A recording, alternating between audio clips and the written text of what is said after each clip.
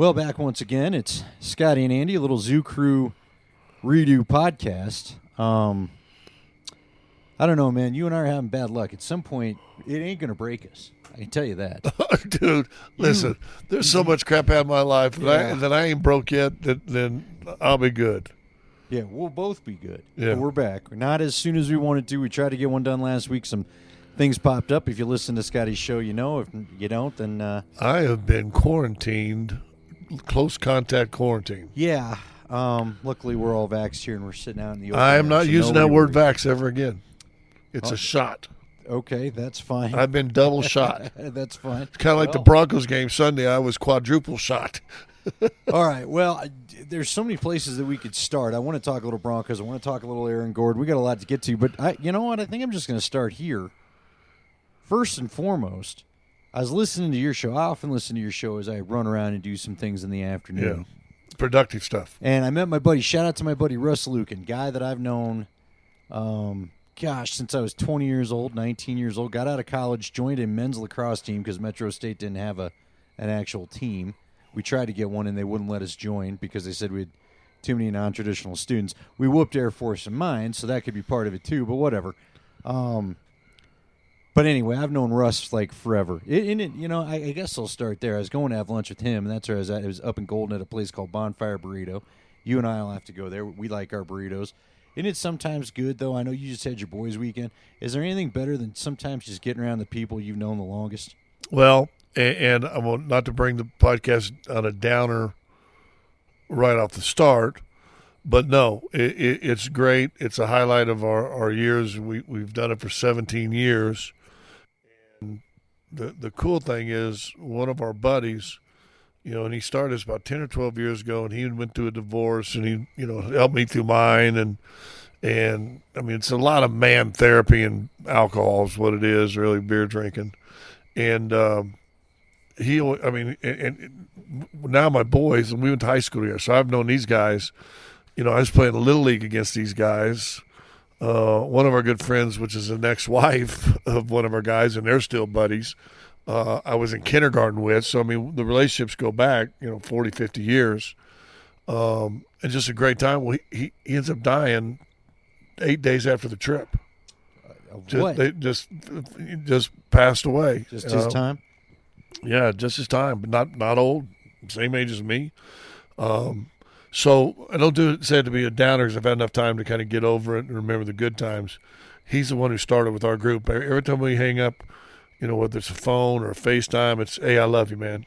I love you. And a legacy that my buddy just passed away literally now 2 weeks ago. That was one of the reasons. And then the COVID thing popped back up and all that stuff. But yeah, so no, it's a great time, and we always had a great time, and we will continue to have a great time. And my buddy Kirk, can I tell you one fact? I don't know if I could say it even on a podcast. Well, I will. So, if you think better, we'll delete it. Yeah. Quick after we're done. So Kirk was a savant with music. Okay. I mean, honest to God, he could tell you the B side of the fourth album of the Beatles, '67. This and the. I mean, he was just a savant when it came to music. Hey, well, you know who actually wrote that? That was actually, I mean, just crazy stats to the point where you're like, right? I mean, come on, man. I got it. I'm good. And college basketball. I'm in the middle of the NBA season. I don't get to watch a lot of college basketball games, right? He watched all of them. He was a college basketball fiend. So whenever you've heard me over the last 10 years in particular say, well, I talked to my college basketball expert, and he says you better watch out for Oklahoma. Or dude, I would have conversations with the guy because he spent hours all week, watching college basketball. So I'm talking to his parents. His parents have since passed since this, and I don't think I sped that process up. But his dad was a former superintendent. They moved into town when we became friends in 7th grade because Dad became the superintendent of schools in my hometown, and we were in the band together, sat by each other, and just became best friends in 7th grade. So we were talking about Dad, and he Kirk had moved out here after divorce, and, he lived kind of close to me, and, he lived on my couch for about 3 months and so on and so forth. And I said, and Leonard was his name, his dad. I said, I talk about Kirk on the radio all the time. Oh, really? I said, yeah. I said, Kirk's my expert. He's an expert on 3 things. He goes, 3 things? I go, yeah. Music, college basketball, and gay porn. And his dad, now this is a former superintendent of schools, goes, what? All of a sudden his mom, and they're both at the time, probably late 70s, something like that. Mom is sitting 2 people to Leonard's right, to my left, is crying laughing. And so Kirk goes, I can't even believe it. And for years, he's giving me grief. I can't believe you said that to my dad. Blah, blah, blah. and I go, man, I said, your mom laughed. He goes, my mom couldn't hear. She just laughed. She just laughed because his brother stuff. But that was my buddy. He just passed. I know I stole your story, and I apologize, but wanted to get that. I haven't really talked much about him, but good friend. And I will now know less about music and college basketball because of his passing. Well, but now you got a memorial trip. Now they can't miss, right? Now it is a memorial trip. Kirk's memorial trip. Yeah. Right? Yeah. Still good to get out.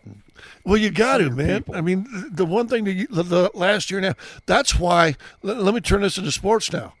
That's why watching, especially the college games, if you watch any of the college football games in the last couple of weeks, but even the pro games, I mean, it's the first time we saw crowds at SoFi Stadium, right, in L.A., and the other night, I don't even know what the one in Reliant or whatever it's called in Las Vegas. Yeah. I mean, dude, we're seeing crowds. I mean, it's been 2 seasons since we've seen stuff like that, right? I've been in, you know what, you haven't had a chance to experience this yet, but I've been in 2 full building. Well, CU A&M wasn't fully full, but I mean, there are a lot of people there. Surprised you how many A&M fans are in Colorado, though? Well, I'm not even sure they were all in Colorado. You may be right. You know what? How about I give you this? This may shock you. There weren't as many as I thought they were going to be. Well, I thought they'd fill their half of the stadium, man. They didn't. Yeah. It's a little disappointing. Yeah, it wasn't a full house. Well. But that's kind of, don't you think that's where college football has slipped, though, in Colorado right now? Well, it has, but here's the other problem. I asked a few people. We even got it on our show. I said, why aren't people going to this game? It's a good game. And it was a good game. I mean, had chances, opportunities to upset a higher-ranked team. It was an intriguing matchup from the old Big 12 days, even before they set foot on the field. But I was told you charge too much. Here's where sports is going to have to recalibrate itself. I know that you've got to make your money back from the COVID year, but people are struggling to get back themselves, right? I mean, they're trying to. So sporting events got to be a little bit chill about what you try to charge for a big event. Yeah, well, and especially here. You got to know your marketplace. Yeah. No, I listen, I wondered about that because prices have gone. I played golf this summer with a guy who's an alcohol distributor. Mm-hmm. And we're playing in a tournament. They paired him with us. Never met him. Super nice guy. And also he's reaching his bag, pulling out beers out of a cooler. Well, you know, A, he sold to the course we were playing on. B, you ain't supposed to really do that. C, share. Yeah. Did you bring enough to, for the group? But I go, dude, what do you, hey, man? He goes, man, I know what these guys pay for these beers. He said, a can of beer right there, they're charging $5.50 for it when you get on the cart. I sold to them for 80 cents. Yeah. I said, what about Coors Field? I said, Coors Field, them $8.50, $9.50 beers. In fact, I think they raised up. Some of them might be over like $10 now. He goes, it costs less than $1. Some of them making a lot of money because, the one thing about Coors Field, and I don't think it changed, people consume alcohol at sporting events. Well, that's why they go. And the Rockies playoff, it makes you need to drink a little more than you planned on sometimes. Right. You know what I mean? You know what? I can remember when I was bartending, and, this is the 90s, but my bar manager broke it down for me. He goes, you want to know why we always put draft on sale and why I can't have you handing out bottles? I said, no. He goes, because that cup that you just poured, that's 10 cents to me out of the keg. You go giving a bottle, now that's a little bit more. Yeah, 90 but they're cents. charging you $5 for a draft when it costs them 10 cents, dude. Right. 10 cents. I mean, come on. So I talked to a guy in college, when I was in college, Thursday nights, we'd always go to Gulliver's. They had quarter beer night. And I finally talked to the owner one night. He goes, hey, We're charging you a quarter. We're still making 20 cents profit. Yeah, yeah. Okay. But, I mean, hey, when's the last time you heard a quarter beer night? Dude, we used to have Drinking with Lincoln, the old school Denver folks. Remember, it was up at that place called the Cactus Moon, which was still hopping about the time where you were still a Nugget. Yeah. In fact, I think that's when it started, was around then. Well, I'll tell you this. This place, you might be right. The Cactus Moon, if you remember, I know why you may remember that place. Maybe you don't realize that you remember the place. That's where they had some of the first, they call it tough man competitions, which turned into the MMA. Oh, I only went there one time. Yes, I do. Now I remember that. Oh, yes, I do. That was a rut. Now, hey, look, you went to Drinking with Lincoln at the That Cactus was back Moon? when that was tough, man. Didn't have no wrestlers. No. There wasn't no wrestlers. No, well, and if you went to that bar at any point, you better, you better have a few boys with you and just make sure everybody, let's just keep Get it in your polite. quarter. Let's One of my buddies from grade school was a bouncer there. He was like my crazy friend, So I always felt a little bit comfortable. But yeah, it was I saw a woman pull half another woman's hair out that night. I was like, all right, this probably ain't my scene. We're gonna go find something that's a little. I don't care how cheap it is. I don't need. It felt like Roadhouse in there, right? The old Patrick Swayze movie. So anyway, I was listening to you guys as I got done having lunch with my buddy Russ. You were bringing up the car stuff, which I had to laugh about because look, I'm not going to take a shot at Josh. You were asking Josh Dover. You listen to Scotty and Josh and Ryan 10 to 2 every day on our station. Josh had said he hasn't changed his own oil. Now I've done Ever. It, I know. I've done it He's twice. almost 40. I know, but in fairness to Josh. He's spoiled? A little bit, but still. Have you tried to go after some of the oil filters on those front-wheel drive cars now? Do you know where they put the filter? You've got to have, you can't get a good angle to even turn the darn thing and get it off. Well, you got to get one of those little things with the rubber grip on it, get in there, with the little, ratchet it down. And Dude, I once changed the oil. I've told you this story. I probably told on podcast. I worked at a gas station one summer in college, and that was back when it was still, and ours were still full service. Ding, ding, pump your gas, wash the windows, check the oil. Every time, right? Well, they had to deal with this truck company because they had a couple big bays. They would trade or service their diesels. They're big, like 18-wheeler. So these dudes would come in with these big cabs in there. So I got this guy, and I can't remember his name. I wish I could remember his name. He was a great boss to work for. Looked like the Michelin Man, except not even as fit, right? Had a big old belly. He couldn't crawl up underneath the diesel. Right, and I'm like this 210-pound skinny, basketball player. So I'm the one crawling on there, and I go, "What do you do?" Well, I'm used to doing a car. Man, I don't know. Have you ever seen a diesel truck's filter? So take about a normal filter on a car, oil filter, times about 2.5. That's how long that sucker is. I mean, it's about 10 or 12 inches long, right? Right. And what are like oil steering wheel? And what are oil filters filled with? Oil. Thank you. The old oil. So I'm down there, and the first one, I got a big pan underneath me. I get it down just right. Get in the pan. Have to get it out and dump it. And back then, you had a special place. You had to dump it and everything. Probably just seeped into the ground and went out to the neighbor's backyard. Yeah, special place. But you had a designated place. You're supposed to put it to this little pipe-like thing. And I thought it went to a container, and they'd pump it out every once in a while. Second one, man, I hit that thing, and it starts wobbling. Dude, catches on a strut or something. Boom, tips over. Still warm because I drove that truck in there. That thing was still warm all over me. Oh, good. I'm about 3 hours into an 8-hour shift, and I've got oil all over my entire body. But I mean, but that's experience. Everybody in our era, whoever ever changed their own oil, had a spill, right? You couldn't help it. But the cool thing back with gas stations, remember that stuff that looked like kitty litter, and you could take it out there and throw it over the gas or whatever? Yeah, I like that stuff.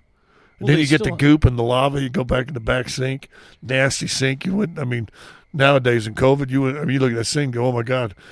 Either you want to bathe in that thing so that you'll be immune for everything, or you want to stay completely away from it, right? And you get back there and you got this goop stuff, right, in a big old jar, and you goop it up. It looks like butter, right? And you put it in your hand, and the grease and oil just peels off your hands, just starts sliding off. You think, that's got to be some heavy ass chemicals if it's just peeling that oil off your hands. Oh, the things we did to, the things we put on our hands. Now, you're right about that. It was funny because I heard you guys talking about did you change a tire, and both Dan and Josh had done that. I think back on it now. You remember Colfax heading out of downtown? Uh-huh. I had a flat one day, and I had to get on the side of Colfax where it starts to speed up before you hit the highway and change my tire there. That sucks. You don't have any choice. Well, what are you going to do? Nobody was stopping to help me. Nobody's worried about the dumb kid on the side of the road, but you had to get it out of there. I was going to call in. I told you that before we started this because I wanted to see if they've driven a stick. What amazes me is how many modern drivers, if you think about it tomorrow, ask them, have not driven a stick. Yeah. Like, how do you not know? That's real driving. Well, it's real driving. It'll save you money on the transmission you buy. And B. And gas. You never know real panic till you got a stick and you're sitting on a big incline with a car behind you decides he wants to tailgate Can't let that thing go. You don't know what panic feels like. You better have cat-like reactions. You better have that that. That's where you go. That thing's sniffing your butt crack right there. I mean, you got those RPMs up before you let that clutch slowly out, don't you? And then you hope you just don't kill it. Clunk, clunk, right? So that's what I was curious about because I can't believe, like, to me, I want to be able to choose any car on the lot. Like, that was one of the reasons you've seen my Mustang. They were laughing. One of the reasons why I got my Mustang for as cheap as I did is because they were like, nobody drives a stick. These kids don't know how to drive a stick, So, I don't know. My Jeep had a stick. Like, there were certain cars back in the day. I don't want to sound like an old man, but there were times where you knew you were going to just have to, like, if you bought a Jeep, you were getting a stick. You know what I mean? My first two cars growing up, both 67s. My first was a 67 Volkswagen, a VW Bug. Love that car. Wish I had it now, right? Stick, obviously. And then I had a 67 Chevy Impala. Was my second car. Fast. Well, fast for me, but okay. I mean, yeah. I mean, I drove it like I was fast, right? Yeah. And I'd love to have that car, but I mean, I didn't know what, driving automatic was weird to me. Oh yeah, it's funny because that little neon we used to joke about all the time. That was a stick because it was cheaper for me. Right. And you get into an automatic, and like I went from the neon, the neon to the Jeep. The Jeep, I had a Jeep. Well, we forever. used to hammer you on that neon. Weren't we when we were doing the zoo? Oh, all the time. There was a big study came out. The number one chick car that year was like the neon. It was. And it was your car. It was my car. and your claim thing was, but mine's at least a stick. Right? Well, it was a stick, but it was also I think it was $200 a month. You know how much I'd take for a $200 car payment right now? Yeah. So I sold one that I had paid off for about 4 years. My black pickup. And I'd like to have that thing. Oh, trust me. No car payment is a beautiful thing. I am refining the house because I got 2 car payments, but we both had Jeep Liberties. Or I remember. Mine was actually an automatic though. Was yours mine was a stick? Anyway, I think mine was automatic. Are you sure? Because I initially got it from Mama, and Mama didn't like it. But I thought it's because it was a stick. No, I think it was an automatic. Well, you ended up giving it to Ashley, right? Your daughter? For a little bit, yeah. Anyway, when I finally got the Land Rover deal from Anthony Brownlee for a while, you still have the stick leg. Where yeah. Push it in, even though there's nothing right. There. Yeah. That'd be. You know what we could do is maybe we could have people email you or something. And do terms you don't hear anymore. Stick leg. I hadn't heard that term in 30 years. That's when you finally go to an automatic, and that first time you drive up to a stop sign, and you're like, "Wait, it's not slowing down." Because you always put the clutch in first before you hit the brake. You just let it cruise a little bit, right? Slow down. You know, it was cool. That's why, again, I think people learn how to ride a motorcycle. I know everybody thinks it's dangerous, and let's be honest, it is because other people don't drive well. But, like, when I got that neon, I didn't really know how to drive a stick, but I knew how to drive a motorcycle. Concept's the same. Just find the sweet spot. Now you do, but you're doing it with your hands instead of your... Yeah, so, anyway, I just thought it was funny. If you remember that, I thought you should have asked leg. Dan. God, I love that. I haven't heard stick leg Well, what forever. was 4 on the floor? What were some of the other terms? 4 on the floor. 4 on the floor, 3 on the tree. There you go. That's 3 on the tree. I actually drove a 3 on the tree. My buddy, that ex-wife that I talked to you about, Katie, that... we were in kindergarten together. She had like an old her parents gave it to her like an old 49 Buick, 50 Buick or something like that, 51. Looked like a big round bubble. Back seat. We were envious of my boy. Yeah, well, because it had a back seat that's got more room than your deck. Honestly, that's how you extend. You could sit back there. I remember sitting back there. In fact, I'd go riding with him just so I could sit back there. You can stretch your legs out. But it had a 3-on-a-tree. That was the first 3-on-a-tree I ever rode. In fact, I drove them around one night and they made out in the back seat. Well, I was going to say, for the younger generation that's got these sleek, sweet cars, I don't know how you handle your business. Is all I got to say. Well, it's looks a little crowded back thank there. You need to be able to spread out a little bit. You're going to do it right. My dad let me borrow his. He had an Oldsmobile or one of the boats. It was one of the drop anchor cars. No, it was a Caprice Classic. Okay, all right. Carolina blue with a white rag top. Nice. 2-door, big, and it was a boat. Classy. Boat. I'd love to have that car now. And I took it to prom. And next morning, you sleep in a little bit in prom, right? You might, be a little tired, stay up a little late. My dad, Scott, hey, did you have a good time last night? I go, yes, sir. He goes, come out the car. And I'm thinking, oh, God, did I trash it? Was there a beer can in the back? Or, and came out. Car was looking fine. He goes, here, sit right here. Roll the window down. I said, okay. So I'm sitting in the driver's seat. Rolled this window down. My dad's leaning the thing. What's that on that window over there? I look over at the passenger side window. 2 bare feet pointing down, size 15.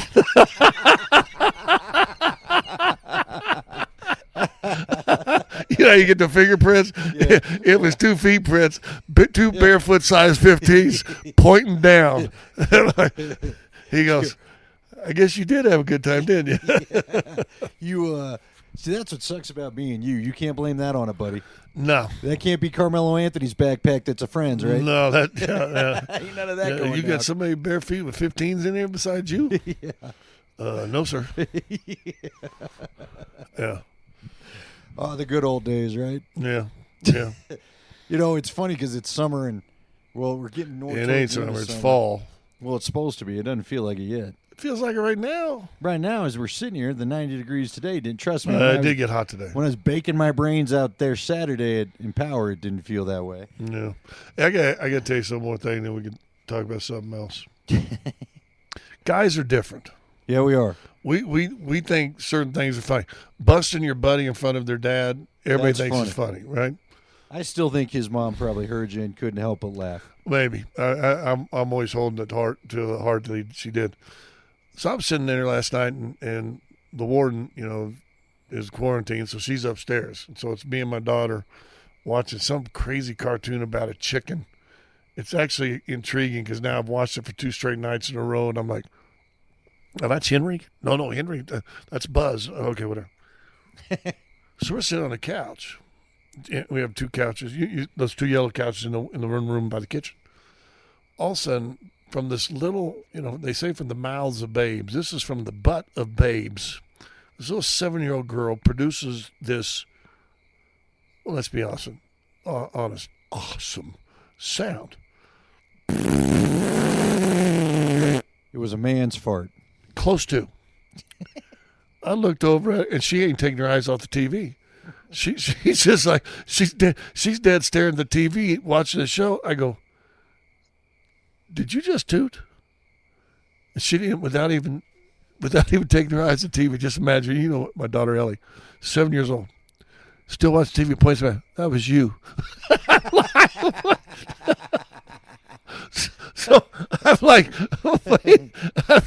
hey, good out, right? I mean, on one hand, you want to go, good out, right? Yeah. But on the other hand, I'm like, she already knows the blame game. I mean, I know I couldn't have taught her. Have I taught her that already? I didn't know.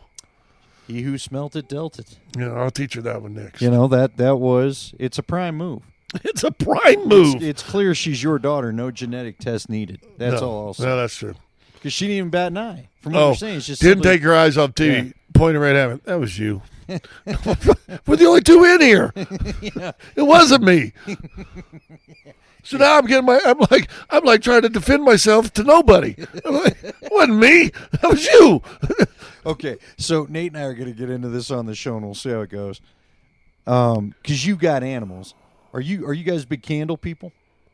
Yeah, I mean, I used to be. I like candles. In my stockpile of hoarding end of the world stuff, I've got a handful of candles. I will admit it. It's funny because my daughter just got a job at Bath and Body Works, and at the store that she now works at, they know me because I'm in there. Because I like a good scented candle. Oh, I like me especially during the holidays. Yeah, well, I've got the fall scents going right now. There you go. Huh?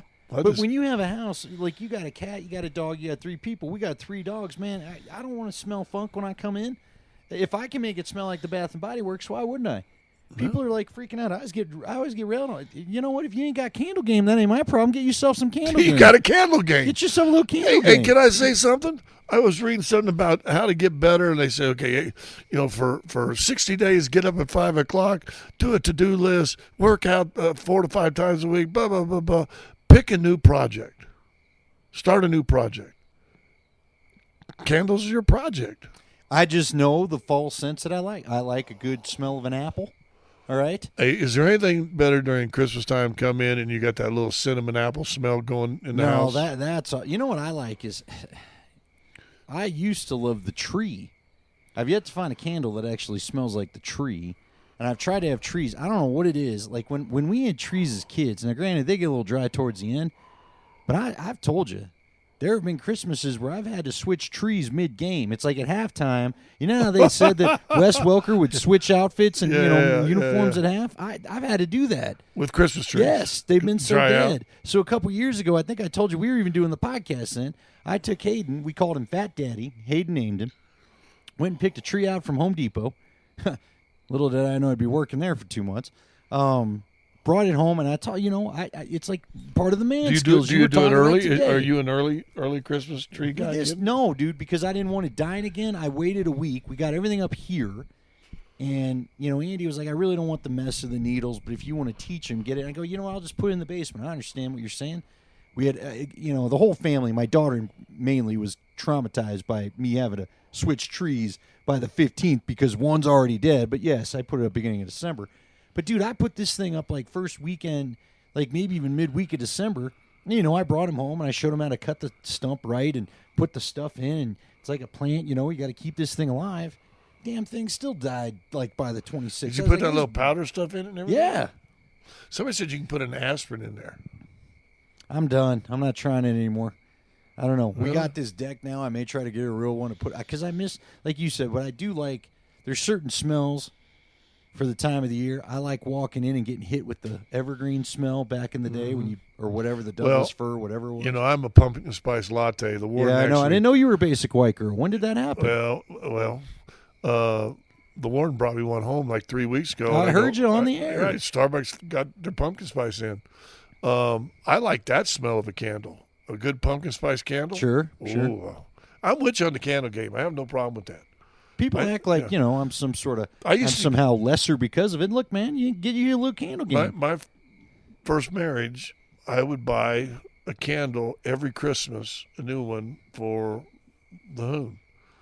That was always one of my gifts. And I would go to those Bed Bath and Beyond or Body Work places, or the Yankee Doodle Candy. Remember candle? They had a place at the mall called Yankee Doodle Candle. Man, I would go. I would sniff. I'd be in the candle store for 30, 40 minutes trying to get the right one, right? Dude, I got the candles. I got the wallflowers. I got it all because you know what? I don't want my house to stank, period. And you know how it is with dogs, man. We got 3 boxers now, and there's just times it's tough to get. I need to get some hardwood floors, I guess, so there's no carpet for it to stay to. No, but anyway, you get a lot of dog fur. At some point, do you? At some point, I'm gonna battle Nate's wife to see who knows more about candles. Well, you better put your money on me. Suppose we all. Have you ever thought about trying to learn how to make them? My aunt did that for a while. It looked like his. You know what? Look, it's like making beer, right? Have you ever made your own beer? No, I don't like craft beer, so why would I like mine? Okay, fair enough. But I tried it because I just was needing something to do. Back when I was living in Aurora and nobody would come visit me, and I was too far to come visit you, I would be like, all right, I need something to do. So I tried. I got a Mr. Beer kit. Wasn't even a hard one. Yeah. I remember that Mr. Beer. Do you remember that thing? Yeah. That was right there with Mr. Pumpel's rom pole, those little fishing poles. It was one of those stupid things they put out at the holidays so that you could pick up a $40 thing and just give it to somebody. So I tried to make a Corona version that they had, and it was nasty. Because I love a good awful. Mexican beer now. I will say that. Well, it was awful. This one sucked. And I think I spent I don't know, you spend $18 on the syrups and crap that you put in there and the yeast and all that junk. And then I made a pumpkin spice one, or, like the pumpkin beers that they make. I made one of those. That was pretty good. But I looked at it and I go, I spent about $30 on this stupid batch of beer. On about a six-pack. Yeah. I was like, this is stupid. I'm just going to go to the store and buy it. Why am I wasting my time? And the candle making for her was the same way. My son's wife makes her own candles. She worked at a candle place and learned on, and she wants to start her own candle business. Well, good for her. Maybe I'll see if she can make you one. When she does. I will do that. Have you ever done the Dr. Squatch stuff? I like the Dr. Squatch soaps and all that. They're doing candles now, too. No, but I don't know if it's Dr. Squatch, but I got fired up. I was watching some commercial probably on Instagram, and they got this soap that's supposed to be great, so I bought me 2 or 3 things. And you know what? It does smell good. It might be Squatch, because that's where I found no one uses soap anymore. I ended up taking a couple of them, put them down on my, like I said, I got me a little apocalyptic stash going. Dude, I use soap. I don't need your loofah. Loofah ain't cleaning nothing. I got it in my daughter's because it smelled so good, and then she doesn't ever use it, so I think I'm going to bring it in my shower. That's what you need to do. Yeah. All right, we're 30 in, so we'll give you what a lot of you show up for. If you don't know me and Scott, though, this really shouldn't surprise you. You're lucky we get any sports in sometimes. Yeah. But I don't know. I wanted to talk to you because we had I guess we'll go in order the way things happen. By the way, you got a man smoker. I do. I mean, that's a real man smoker, by the way. Well, no, this is my Traeger. But what's that right there? That's a one side. The little one's a smoker. The other one's charcoal, and then it's propane. It's a threesome. Wow. And then this is like you got the flat that flat top's good. Yeah. Everyone's like, you got too many. Are you kidding me? I don't ever have to cook in the kitchen. Do you know what I did for last Sunday's game? Which we got to talk about the game, but so we usually we're kind of the house where people comes over.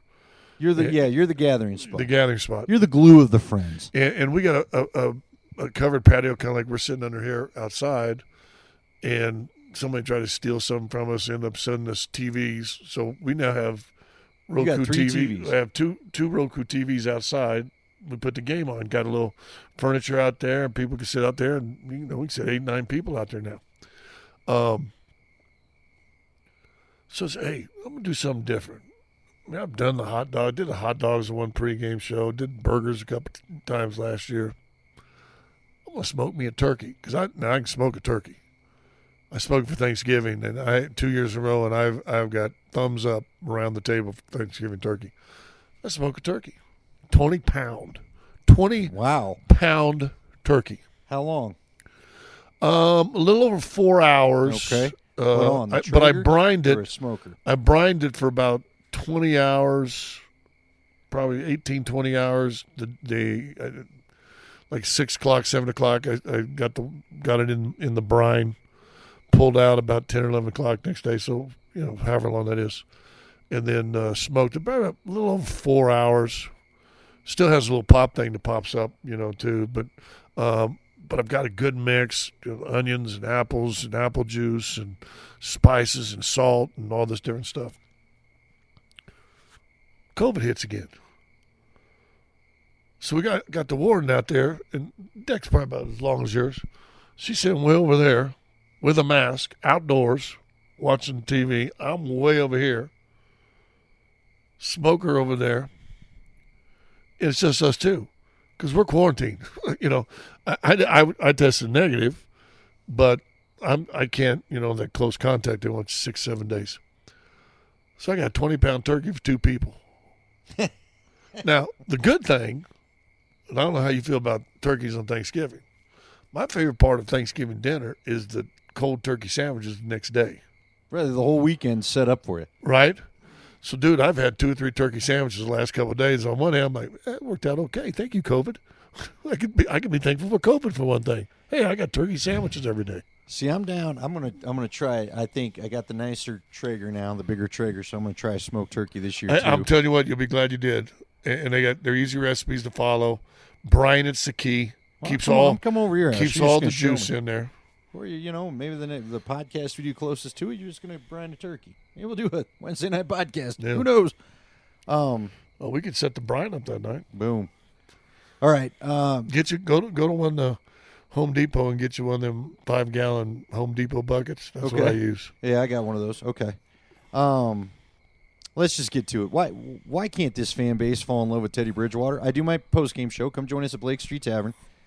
Blake Street Tavern's an amazing place to watch the game. Got done with post-game, and I got a bunch of people just writing in, like they're somehow upset the Broncos won with Teddy as quarterback. I just cannot wrap my head around this. And all week, no matter how much we talk him up, people are just – I'm like, are you Bronco fans? How are you – if you're a Bronco fan, how are you griping about the most entertaining game that's meant something that you've watched in at least 4 years? Yeah, at least 4 years. Since Simeon's first year. Yeah. Right? Since he started them 4-0. And then it was ugly from then. Yeah, 2016. And you and I are both Simeon guys. Yeah.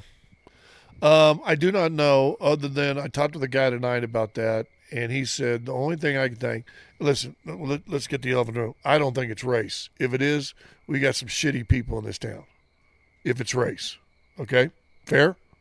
Yeah. You know what? I'm getting to the point where I'm starting to wonder at times, but I like to believe Broncos country is better than that. All right. So we'll just get it out in the open right away. If that's what it is, you're a shitty person.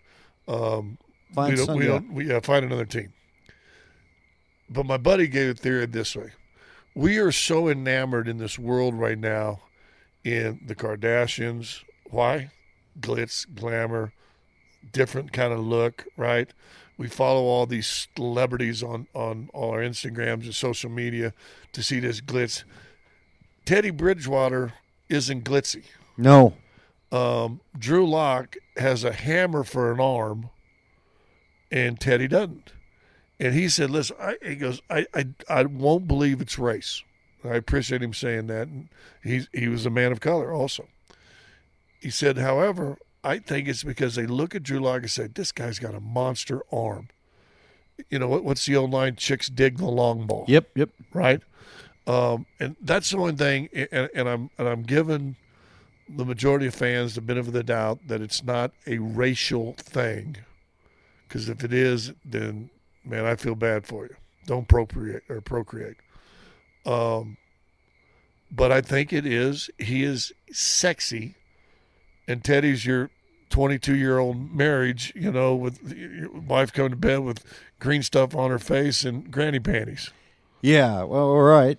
See, I agree with you. I don't need that picture in my head anymore. I mean, you are good at radio, but that'll haunt me for a bit. I'm with you where I do think, and this is the town John Elway built, right? And so we do like the big arm quarterback. Big arm. I think there's something to that. What I wish the fan base would understand is what Teddy gave you the other day is winning football. And it's the game. It's that short mid-level passing game, that mid-range passing game. Tom Brady's been got 7 championships because of it. Yeah, and you got to understand, most of the quarterbacks in the league, that's what they play. Okay, if you don't have one of the top 5, if you don't have Rodgers or Mahomes or Deshaun Watson or whoever, that's the game you're kind of relegated to playing. But that doesn't mean you can't win with it. I told this story, and you're old enough to remember, I think, when Al Davis was alive and was running the Raiders, he was about the long ball. He would draft track stars and try to teach them to be receivers. And Kenny Stabler's autobiography talks about that all Al wanted to do was throw the bomb. I mean, that's your offense had to have the bomb in it, right? If you went and watched that game the other night with the Raiders and the who did the Raiders play? The Raiders and the Ravens. Raiders and Ravens. Great game. Yep. Entertaining, fun game to watch. Sure. When did that game turn around? If you go back and watch it, first half, all the Raiders doing is throwing deep. And it ain't working. And then all of a sudden, third quarter comes around, late second actually, because they had a drive, I think, right for half. In the third quarter, and then all of a sudden it's underneath. And then what happened in the fourth quarter? Over the top. Well, that set that up. And you got to have a little patience for stuff like that to work. You can take the long ball out of every team that plays. If you want to, if you want to take the long, you can do that. But you know what you can't take? Those underneath away, because when you try, guess what you just give up? over the top. And the same thing that Teddy did. Teddy was on droop, a drop, a droop, a drop, a droop. 34 yards to Jerry Jeudy, 27 yards to KJ Hamler, 27 or 25 yards to Noah Fant. Then all of a sudden, oh, wow, that looked kind of fun, didn't it? But one thing, Minnesota Fats, years and years ago, talked about it pool game, how when you're a great pool player, it ain't about the shot you're about to hit because you know you're going to hit that. It's about the shot you're leaving. It's about what you're setting up on the table for your next shot. And where that's going to go, oh, I got that one's going to be there, then I'll have that one set. You might be 2-3 shots ahead. That's what good football teams do. They're doing this to set you up for something else. You and I both know Mike Shanahan. Stink told us the story. I've heard it about Kyle, too, where they will give you a look, and they know a big play is there, but they're going to keep that big play in the pocket until they need it later in the game when they might even need a momentum swing. But they're going to show you this look, and boom. They may even show it to you 2 or 3 times before they take their deep shot. It's called play sequencing. And good offensive coordinators do it. I thought for the first time since Pat Shurmur got here, we saw some play sequencing. He finally set him up for some stuff, right? Well, let me ask this. Did it make you think, because I was as hard on Pat Shurmur last year as anybody, does it make you think that they just did not have the person capable of play sequencing, if you will, that was always looking for over the top all the time? I think that's true. Let me ask you this. How many plays did Drew Lock where maybe Pat wanted him to take the short read and we heard a lot about it and he took the long option anyway? Because sometimes you want the long option there, as you said, to back up the DBs and create space for that middle route. But then when they come up, as you said, that's when you take your shot over the top. And Drew, I think just because of his college upbringing, wanted to take the deep shot because he saw it. And let me throw this out at you, going with this play sequencing that you're talking about. How many times do you see the offense completely go bye-bye in the second half? Right, because maybe you took those shots early, showed those shots early. Now in the second half, guess what isn't there? Those shots aren't there. Yep. You know? Because you're not getting them to buy into anything that you're doing. I said this about Drew Lock, and I haven't given up on Drew Lock. I think the last time we did a podcast, I said this on the podcast. I think the Broncos did him a disservice by bringing in Joe Turd Flacco. They've botched his development completely. Yeah, and had they brought in a guy like Teddy Bridgewater 3 years ago, Drew Lock might be an entirely different player right now and be ready to take the reins and say, let's go win some championships, right? You know what? In that note, and nobody wants to hear it from us, but I've said it to a few people, they cringe. How do we know the Broncos are going to want to give up anything off this roster to go get a 39-year-old Aaron Rodgers or a 32-year-old Russell Wilson or whatever? I know that's what everybody wants him to do. Russell may not want to come here. And Rodgers, who knows how this year is going to go. How do you know you don't have the same 2 guys going through another battle next year? I know everybody cringes at the thought, but wouldn't you be curious in his final year to see if Drew Lock's learned anything from watching a good quarterback? Yes. You and I talked about it that day where he talked about Garrett Bowles talked about it. He's never had a quarterback. He had Case Keenum and Joe Flacco that he blocked for, both veteran guys, and neither one of them tried to create a relationship with their left tackle. I honestly think, I really do think this way, that this is an unbelievable opportunity and year for Drew Lock, and I haven't given up on him. I didn't think he was very good, and I don't know how smart he was. Right. And I think if we're being real honest, everybody that you've talked to, I've talked to, Schlereth has talked to, and we've talked with him, everybody we talked to, players, coaches, practice, media. I talked to another group that owns an entire different team or is with an entire different team. And all of them said Drew doesn't understand coverages, doesn't understand how to read them, and he's not ready. Leggy said it today on our show, goes, listen, I've been telling you guys this, and I've heard it from day one. This competition wasn't as close as people over doing radio stations in the hundreds wanted to make it out like it was. But listen, I think this is a great year for Drew, and I think Teddy, I mean, everything you hear, we point this out on our show. The one thing that's impressed me most, anything that's a question to him about him, he brings others involved. You know, he talks Vaughn or he talks Judy, or when he's talking about moving on without Jerry Jeudy for a few games, and he starts rattling off everybody's name in that wide receiver room about how they're ready to step in and what these guys can do. He always he always incorporates his teammates in his praise of what's going on and what's going to happen. And Drew, and I used to make fun of him last year because you could ask him a question. They were playing Josh Allen, the Bills. Tell me, what do you think about Josh Allen? Well, he reminds me a lot of me. We both, and all of a sudden the conversation's about him. Well, I didn't ask you about you. I asked you about Josh Allen. And he always made everything about Drew Lock.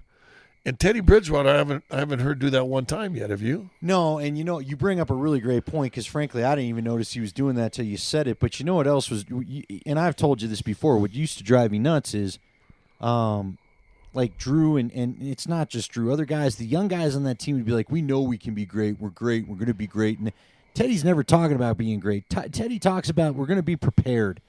We're going to go in, we're going to do it, we're going to go through the process, man. Don't worry about calling yourself great. We'll call you great if you're doing it. Don't worry about that. It'll come. But you got to quit. You got to quit convincing. You know what I mean? To me, I felt like there were a bunch of young guys convincing everybody that they were going to be great because they had draft picks. He says the things that need to be said on a team that's been in a 4-year, 5-year rebuild. When you know what, honestly, Scotty, we were kind of talking about it on the show today. When you really hear Teddy do stuff, you know what? KJ Hamler dropped the ball. Alberto Cuebanam went and dropped the ball. He went and talked to those guys right away, was not hesitant to go back to either one of them at all. Now we get the story today that apparently, and credit, it was off a D-Max question, that apparently Teddy's brought Hamler's locker next to his so he can talk to him. And if he brings his locker next to him, it ain't just about football. I think he wants Hamler's got a little bit of the flashy receiver personality. He's got a little Tyreek Hill. He's got a little Tyreek Hill. He does, and I think that Teddy wants to make sure the young man's handling all the business right. Right. This team has needed what Teddy is for 3 years so bad. And it's just so, to me, blatant now that it's here. I don't know if – and you know what? And I'll say this. And I said this the other day too. Drew Brees, if you sit there and think about it, may have saved two guys' careers. Teddy Bridgewater, because everybody said he was always this guy, but he's got a demeanor about him that looks like a real pro. And Jameis Winston. This guy, they were ready to throw him on the trash heap. Teddy said point blank, he watched Drew do his thing for 5 years and it affected him. How can it not? How can it not? And Drew to me, I think Drew prepared the right way. I'm trying to be delicate about this because let's just say it, the guy before all these dudes was Peyton Manning. And I think Peyton wasn't afraid to try to help you with stuff. But, dude, Peyton Manning, like you talked about your buddy that we started the podcast with, Peyton Manning's an idiot savant of football. He just knows stuff, man. I will never be able to figure out what it is. Like, he's the guy that ultimately appreciates the painting way more than the rest of us. It's a red painting. No, he's finding these different levels and talking about, you know what I'm saying? Right. That's why when people told me Drew Lock went to watch tape with him, I'm like, dude, I don't think that's the right guy. You're not Peyton Manning. Peyton Manning's intellectual level for football cannot be easy to process in a day's time. Not in Teddy a day. Is what you need to be around. That's like 7 straight days for like 5-hour sessions every day. You might have picked something up. Well, you need to spend a whole year with them, 2 years with them. Yeah. That I was always told. You want to know why Trevor just kept coming back?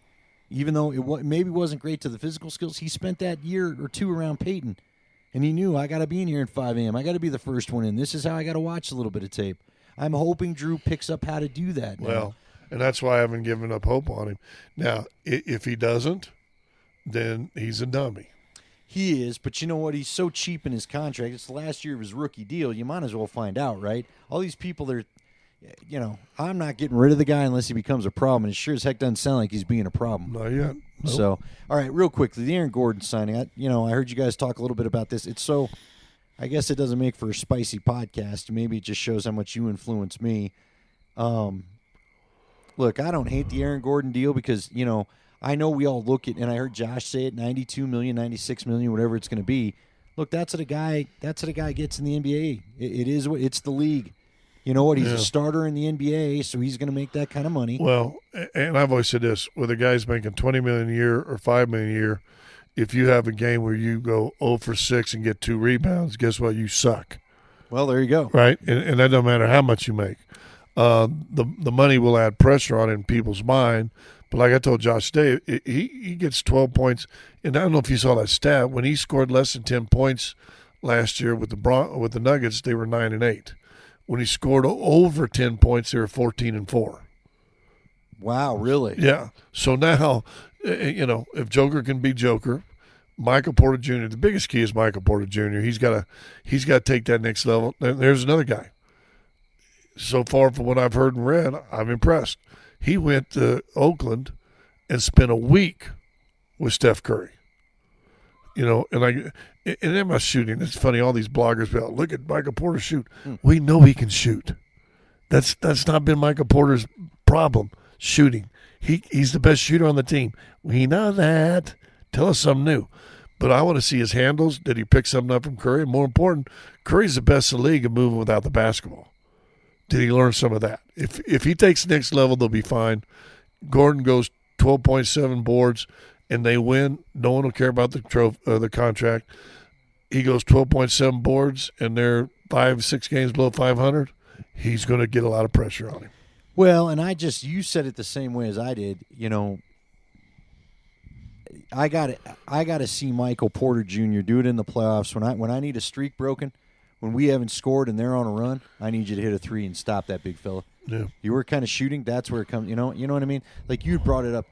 He could shoot all last year. Matter of fact, we couldn't wait to see what he did in the playoffs, and then he just kind of disappeared in the playoffs. And that's just facts. Yep. People think that you and I don't like the kid. I do like the kid, but to me, I guess like for me, the one thing that I have it's hard in the NBA in my mind is it feels like these kids' contracts come up so quick, and I don't know what you are yet because they come into the league younger. You want to talk about developing people. Right. Man, some of these kids need more coaching by the time they get there to be NBA-level players and play a complete game. And before I'm just starting to scratch what I think you can be, I got to hand you a max deal?